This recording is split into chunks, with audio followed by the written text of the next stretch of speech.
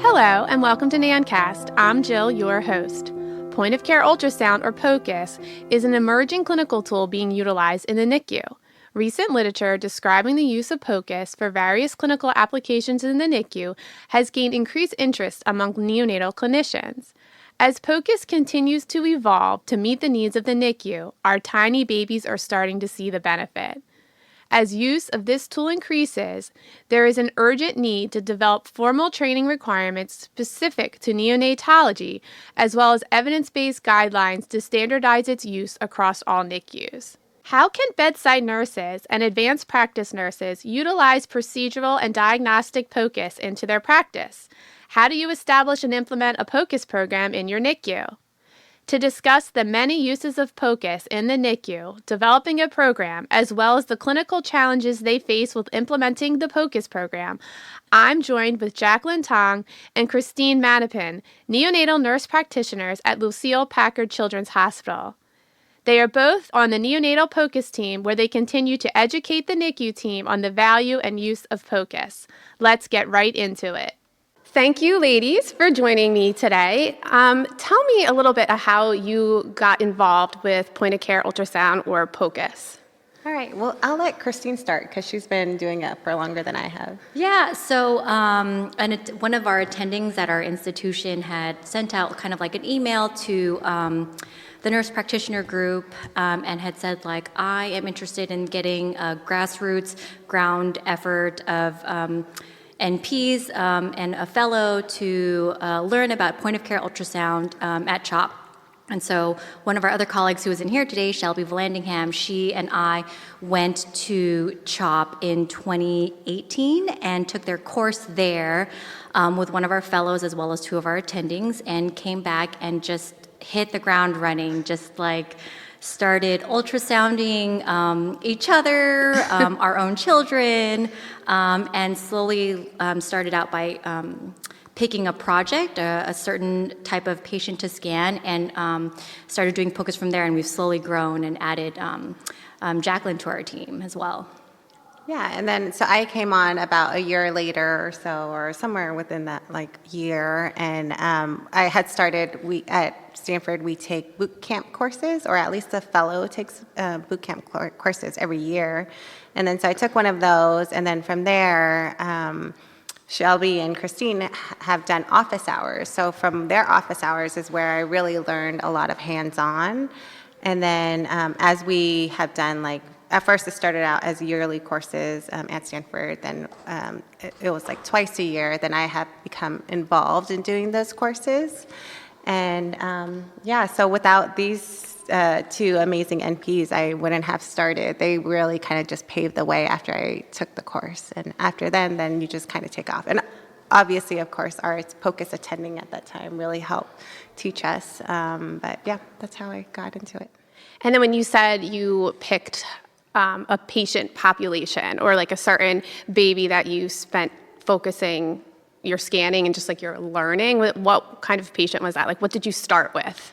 Yeah, so we aimed high, and we chose to check all babies that had UVCs Monday, Wednesday, Friday. So there was either myself or Shelby or one of our fellows who would come in Monday, Wednesday, Friday and look at all the babies' UVCs and their tip locations and compare it to X-rays and follow up whether we recommended to the primary team to get another X-ray, or whether we were concerned about the placement or the tip location. And it was really a group effort. We would FaceTime each other and just kind of do whatever we could to get our hands on patients and really get the feel for point-of-care ultrasound.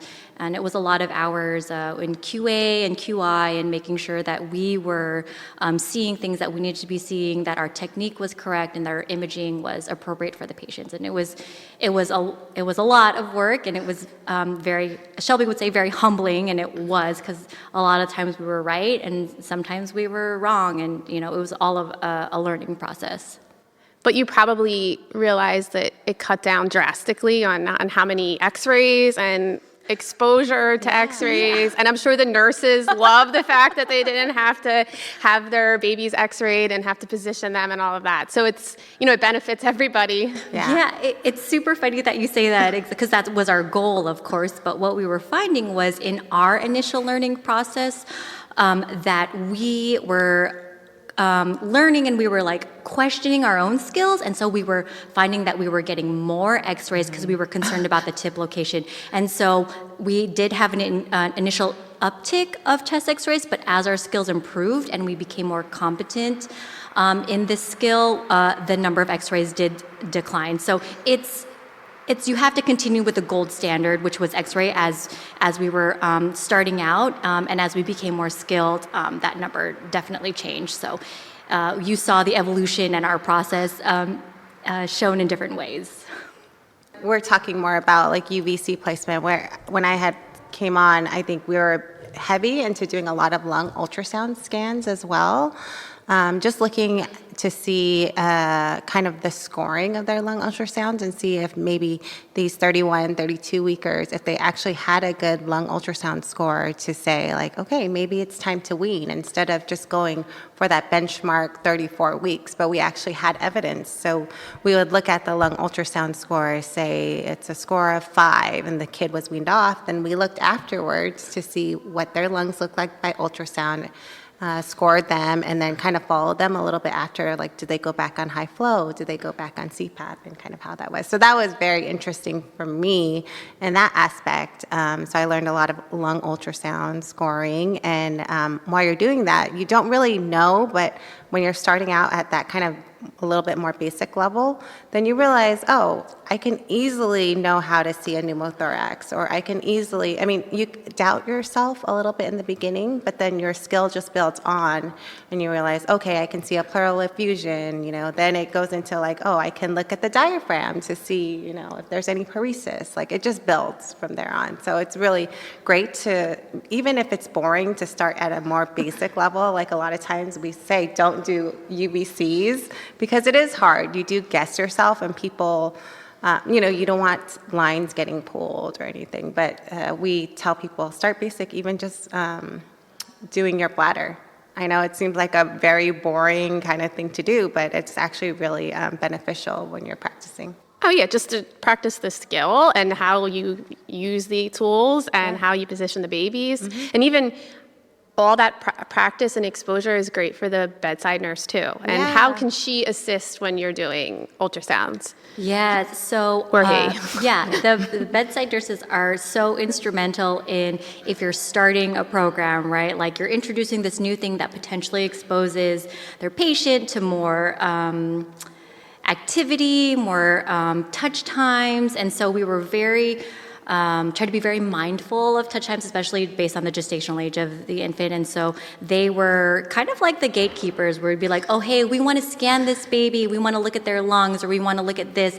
And some people would be like, oh, you want to check their UVC? Yeah, check it now. Or like, or they would, even in rounds, prompt and say like, can you just look at it with ultrasound? Yeah, and so like, perfect. They were, exactly. They were buying into it as well, and prompting the teams when they were coming on service and rounding like, hey, we haven't looked at this UVC, or like, oh, I'm concerned about this line, or like, oh, we could be weaning soon. Should we look at the lungs? Like as we started introducing more systems like lungs or UVCs, as we were starting to introduce more of those things to ultrasound, the nurses were like, we can use this to do this, or like they were starting to understand the utility of it and prompt us. They were like, can you come check this bladder? Can you? And so it was very like, okay, we're doing it. We'll be in it. We're in it. And I think having just like a core group that really like kind of shows like our strength and our presence as well. So then we would have like, say, office hours, maybe once or twice a week, where one of the NPs would go in, and then we'd start like doing like line surveillance, or just be there for the team, say if they need education, or if they like need us to do certain things, then we would do that. I think that really helped. And so a lot of our bedside nurses feel just a little bit more okay with it. I know touch times are a little bit different, especially for the ELBW. But yeah, when you said you do it Monday, Wednesday, Friday, my first thought was like, oh, those nurses are probably like, trying to say, nope, not now, not now. Coming. Yeah. Yeah, we would have like a clipboard that would have like babies' names and like their touch time is 12, 3, like, so we would go and ask, and especially when we were starting out, we needed to make sure that everyone was being very respectful of the patient population and that we were introducing this in a really safe manner that was conducive to like nursing care as well as like provider care and was benefiting the baby and not just like a teaching thing or like a learning thing. Like this was teaching, learning as well as clinical. And like you said, must have had great nurse buy-in if they're the ones that are bringing up, hey, can you ultrasound the bladder? Over the years. And that's great because that makes you have better, I guess, trusting relationships with your staff too. Like, hey, I'm concerned about this. And you're like, okay, well, let's check it out together. Yes, let's do an ultrasound and see what's going on. I think it's helpful that they can actually see. So sometimes when we explain like, oh, this is what we're seeing and this is why, I think sometimes that is helpful. Oh yeah, like when you were saying about weaning, like with the lung ultrasounds, like some nurses would be like, no, don't wean. I don't think he's going to tolerate it. But you can say, hey, let's do this lung ultrasound and this is the evidence. Yeah. And sometimes when we do ultrasounds and I'm so wrong and I'm like, oh my God, you're so right. Look at this ultrasound. Like, we're not going to wean. So the ultrasound doesn't lie. Yeah, exactly. POCUS doesn't lie is what we say sometimes. I love that. Doesn't lie. Yeah, but nurses, APRNs, we like black and white. Like we just like, we're type A. We want it to be. So that's like type A. But I feel like that's perfect. Like you said, it doesn't lie. It's right there. Yeah. So you mentioned office hours. What is a typical office hour day look like for you?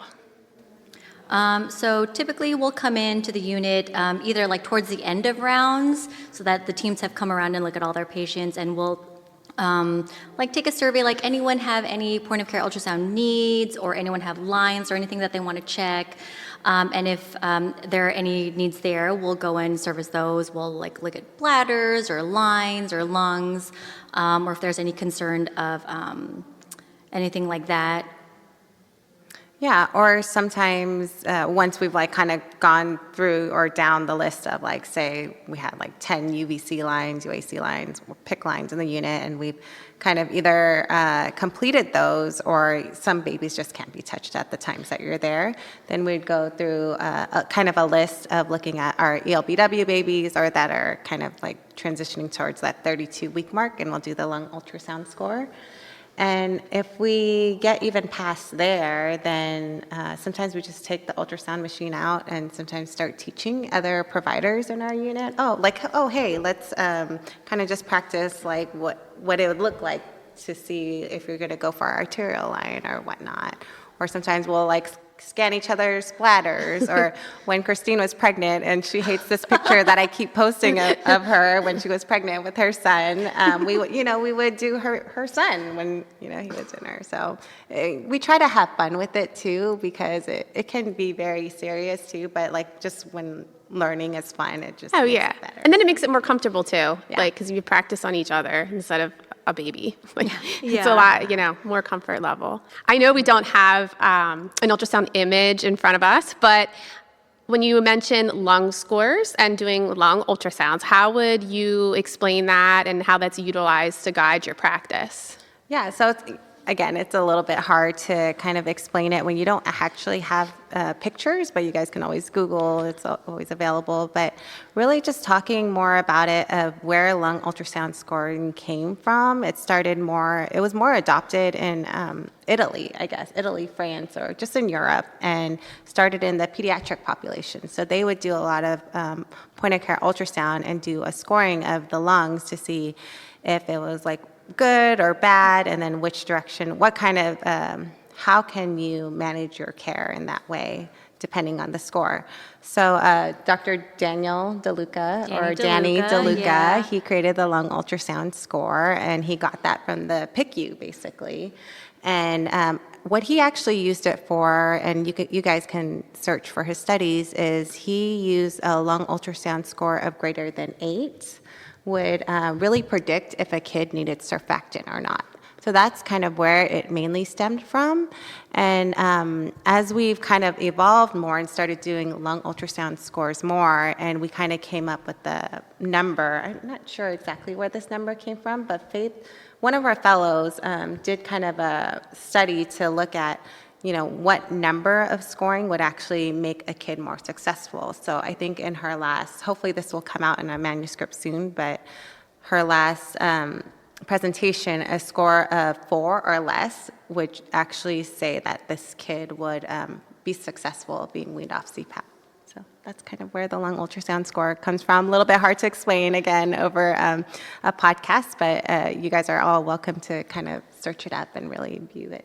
Well, that's really helpful just to know the background with that and how you can utilize point of care ultrasound to help with weaning and surfactant administration too, because I know that that's always a struggle. And I think it's a lot of okay, do we want to give this baby surf? Do we not? Let's see. And then you just have, again, ultrasound doesn't lie. Yeah. So you can tell if, what direction you want to plan your care for that baby. Yeah. And then the way that the scoring works, I didn't even explain this part of more qualitatively, is basically you're just looking at if the lungs are more aerated, they're not blocked by these artifacts. You're looking at the artifacts in each field of the lungs, and then you're attaching a score based on the number of artifacts that you see, or the different artifact, or how many or how not many you have, and then you add all of those up together, and then that creates a lung ultrasound score. And so again, like everything in medicine, the NICU is definitely a laggard in adopting. We're very late adopters of a lot of technologies and things like that, and so a lot of the point of care ultrasound stuff definitely comes from adult medicine and even PICU before us, and so we're kind of just adopting things from their specialties and seeing how it can relate to us and how it can, equate to the NICU, which sometimes it does very easily and sometimes it doesn't. And so the world of POCUS, the NICU, is definitely growing and so exciting to be a part of. Exactly. That's why Nan is excited that you had the workshop here so people can have hands-on experience with utilizing POCUS and understanding its importance, in the NICU and how it can, yes, we've seen it in the adult world, but how can we utilize it in the NICU with our babies? And we do have a very unique population. So like you said, oftentimes we kind of get left behind. Yeah, and speaking of the conference that we just had, it's always, we've done boot camp courses where we've taught other advanced practice providers, but it's mostly been attending neonatologist and fellow heavy. But as we're doing these courses more to bedside nurses or advanced practice nurses, it's always amazing and just kind of, again, kind of reignites that passion, to educate others. And what we're doing with the work is very important as well. So we talked a lot about how we can utilize POCUS for diagnostic studies, but how can we incorporate POCUS in our units for procedures? It's probably one of my favorite things to use. And I will say this exact quote in every single course that I do, using ultrasound or POCUS as an adjunct to an invasive procedure is just so mind-blowing.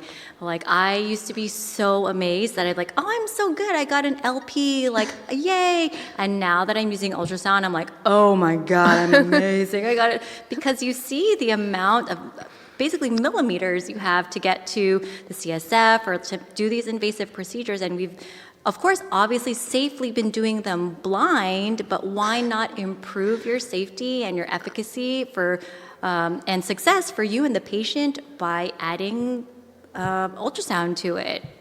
Yeah, we use it LPs I just spoke about. We use it for if you want to do a suprapubic tap for kiddos that can't pee or need to pee or need to get urine. Yeah, some reason you just can't get the catheter in. So many reasons. SPA feels more safe in that way.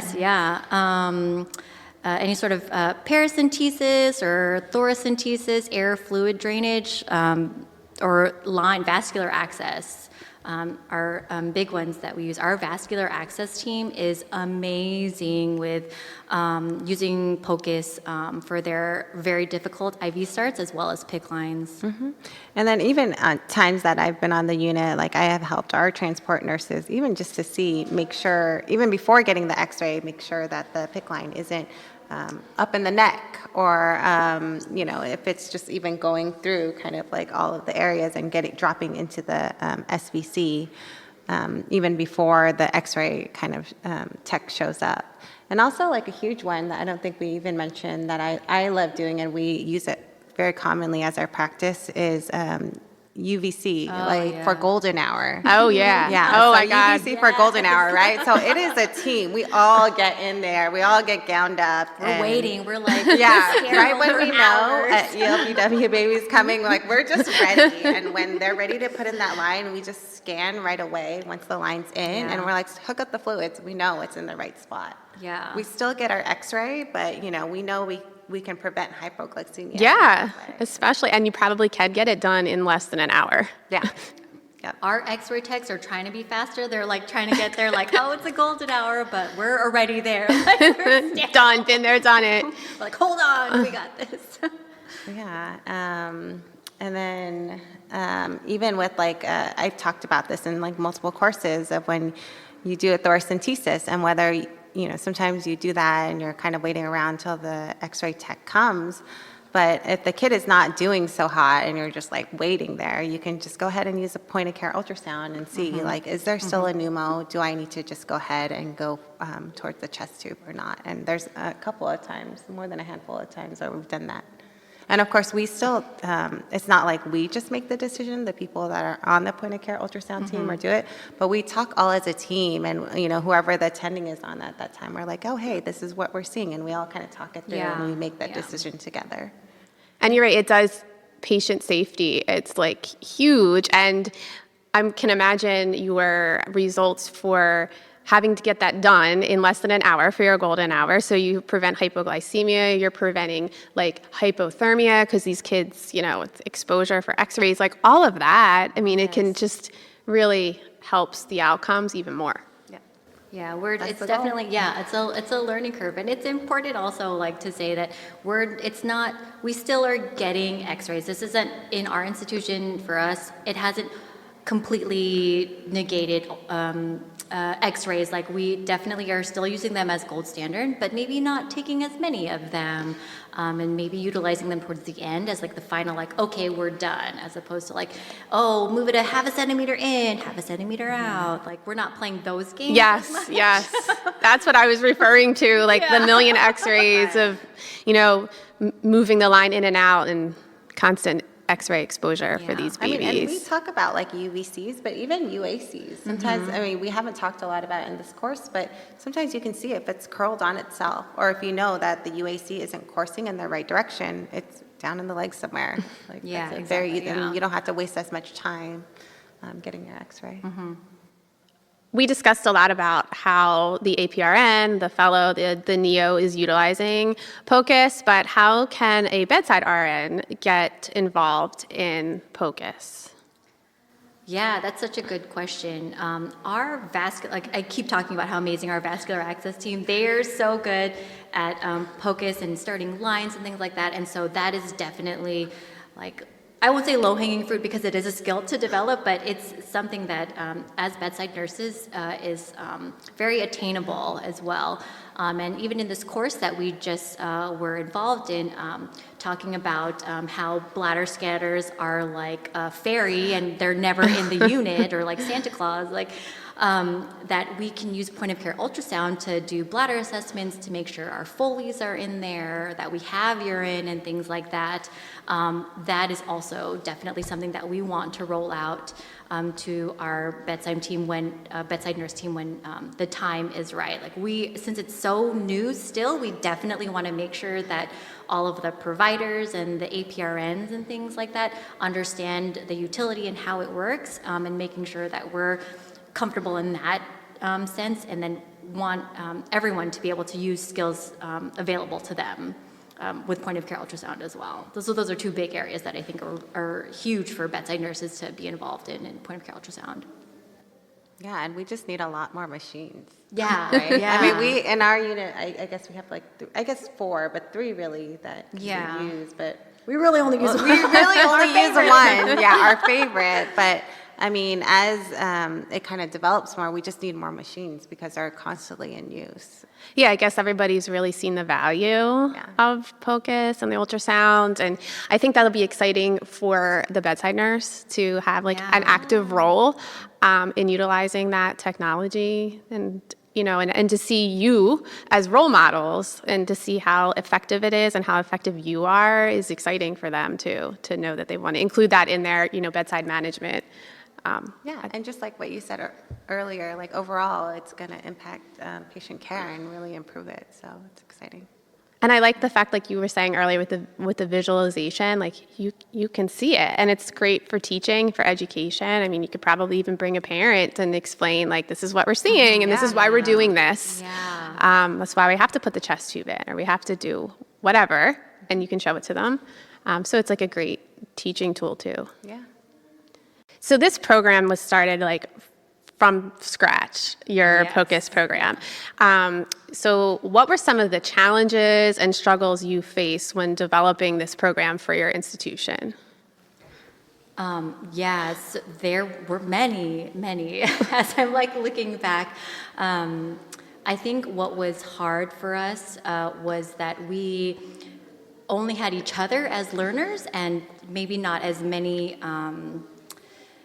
expert people. Like, we had definitely our attendings that had gone with us to the course that were we considered experts, and we were looking to them for guidance in terms of how we would make sure our images were appropriate, that they were of good quality, and that we were interpreting our images properly. I think that was like a really big thing, and making sure that we had this really robust QA and QI to back up our interpretations of our scans. And I think that's what has really been to our benefit, is that we check our scans with each other, we go through them, we're harsh, there's like a scoring system. We're like, hey, you could have done better that one. And we're like, I know, it was really hard.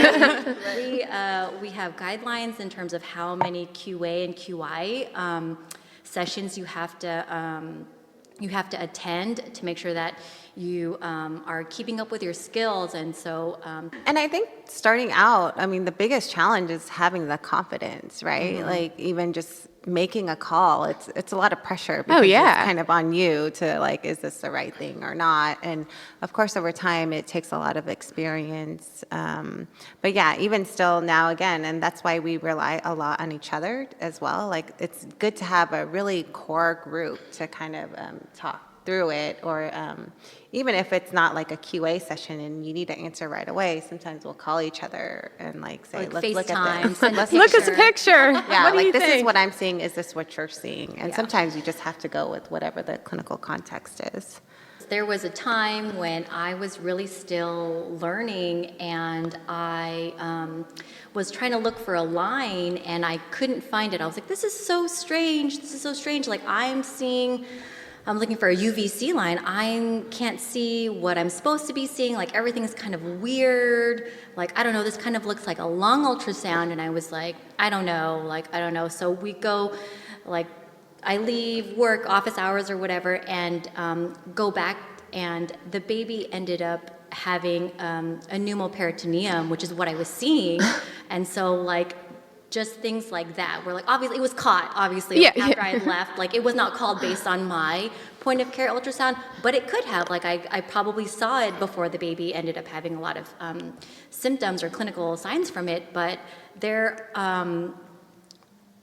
like Jackie said, it's like it's pressure, but it's also like, it just reminds you need to continue to learn and, like, to hone your skills and to reach out to others when you're questioning yourself, which is, I think, what we all do in any new practice, right? As a new APRN or as a new bedside nurse, you have an inkling, this doesn't look right, and I should have asked someone, I should have asked someone else. Instead of, I was like, this doesn't look right. And then, like, shortly after I had left, they got a KUB, and they're like, oh, there's pneumatosis. But it's a powerfully humbling tool. And I keep saying that, but it really is. Like, I'm not saying like it's so easy. There's definitely a steep learning curve that could be potentially discouraging, but like Jackie had emphasized, like a core group to be able to like call on and to have attendings or other people that are experts in it that are there for you. It's not something that you do as like I have 1 hour to do it, I'll do it for an hour. Like it definitely, you take a lot of time out of yourself to learn this, and outside of your clinical duties already, and even entwined in your clinical duties. Yeah, so it takes a lot of even self-education, right? Because during that time when when Christine had caught that pneumoperitoneum, we didn't know the signs of what it actually looked like. So, after that, then we all learn, like, if we ever see that again, that is a pneumoperitoneum, we're getting x-ray, we're calling everyone. Yeah, baby was fine during that time. They caught it shortly after I had left, but I was like, man, if I had just been more like, I need to phone a friend. That's what we always say, like, phone a friend, like, let me just call somebody. Yeah. But that shows you the power of the tool, right? Yeah. Like, now you've learned from that, and now like you said, we know what this looks like now, so maybe this is something that we can implement in the future, and we can recognize it. Yeah, and I think another growing pain for me, we have a lot of support from our neonatologists, especially I feel like the women in neonatology as well. Yes. So knowing that you're part of this POCUS group, sometimes they call on you to be like, oh, so we're going to do this like POCUS guided. And although it's super cool and like interesting, fun to do, but sometimes it is a lot of pressure. Like, okay, like I better get this right. This better like all go down really smoothly. Everyone's like looking upon me, and not even like I would do the procedure, but more be the person to kind of help this POCUS guided procedure or not. So yeah, that's definitely one of, even though we have tremendous amount of support, it is a growing pain of like, oh my gosh, that pressure. We gotta just like do it and be able to explain what we're seeing in a very natural way. Well, I think people are really interested in it, so that's why you get the audience when you're doing it, because it's new and it's very exciting, and you guys have such a strong program there that I think a lot of people are buying in, and they want to see, oh, what can she do with that? Yeah. I gotta watch that. Yeah, and we definitely want to see it grow. Like I think that we found the fun and the utility and the strength in POCUS, and want to be able to share that with other bedside nurses, other APRNs. And especially starting out, there wasn't, we didn't even know other APRNs that really did it. Maybe like one or like a couple, but there's not. So we're trying to start a club. Anyone want to join? Well, that was my next question. Like, how would you recommend somebody going about starting this? So an APRN wants to bring this into their unit. How would you recommend they go about that? We've always kind of made ourselves available to other people. We've connected with a couple other institutions just to like tell them about our experiences as well. Yeah. I think we were very fortunate in that we had our medical director, as well as who eventually became our point of care ultrasound director, who were really driving forces behind it, and who were able to secure a position for my colleague Shelby and myself to be able to go get training. And so it really takes buy-in from not just the APRNs who are doing the point of care ultrasounds, but also the institution, your attendings, your medical director. Like, it doesn't start, like, I didn't just say, like, oh, hey, I want to do this. Like, they really, I, again, was very fortunate that they were like, we want to start this, and we want people that are going to start it with us and see it through. And so I can't even begin to think about like the stuff that they have to go through to get it started, but getting a group together and sharing or talking about it, as well as getting your attendings or medical directors to think about, talk about it, because I hate talking about money, but it does cost a pretty penny. An ultrasound machine, a probe or two, they cost money. Training costs money, and so we have been very fortunate to be provided those things, and again, like Jackie said, not just like emotional support, but also like financial support from that portion. It's definitely a large undertaking. Yeah, and even on a much, much larger scale, right, or even a little bit larger scale, then, you need to kind of collaborate with other units as well. Like, so our POCUS team isn't just like neonatal, it's a pediatric and neonatal POCUS team as well. So we collaborate with PICU, and we even teach the boot camp courses together with them. We've also collaborated with cardiology, and they help us a lot when it comes to cardiac images. With did I already say radiology? Radiology, yeah, no, definitely radiology has to be involved. To look at images as well. You definitely have to have a champion in each of the areas, right? You have to have an attending champion, you have to have an APRN champion, and when you start implementing as well as to the bedside level, there has to be a bedside champion, and as you would roll out any other sort of program in a unit. Yeah, and a lot of when we talk in other courses, the emergency department has been doing this for years. So whatever institution you're in, sometimes it's good to connect with the adult world, and that's where you can see how they started. Yeah, so for nurses or APRNs that work in an adult hospital that has a NICU, then they can tap into see how they're doing. Don't reinvent the wheel if yes, it's invented in the adult world. Yeah, I mean, it really is teamwork, all across the board, all across the board. So. And I liked in your institution when you started it, you did it with one small project and you just focused on one thing. And, how is that going to change our current practice and how is it going to be beneficial to our babies? And I think that's instead of trying to say, we're going to use this for procedures, diagnosis, let's just, so you would recommend just picking one. Starting with a small project. And so Jackie was talking about how when she came in, we were very big on lungs. So we moved through systems basically. And so when we first started, we really wanted UVCs, and then we really moved to lungs, and then we were really big on spines because we were doing a lot of LPs or something. It's good to start with one thing and have a baseline understanding of how that works in your unit, and then implement point of care ultrasound as an adjunct to that, and then go from there and see obviously pre and post intervention, have things changed for the better, for worse, or start with bladder, or even just doing things procedurally because you're going to do them anyways, blindly. I mean, not blindly. We obviously go by our landmarks and what we've been taught of how to do it, but without actually visualizing on an ultrasound screen.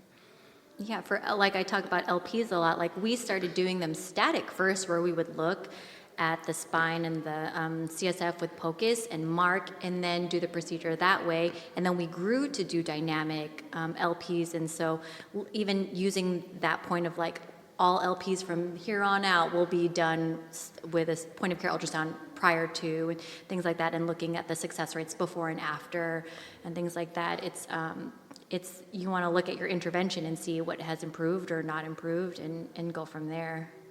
So thank you for joining us today and sharing all of your wisdom and your successes, and even a little bit of the challenges that you guys faced implementing a POCUS program. And I hope that everybody is empowered to hopefully try to bring this to their unit.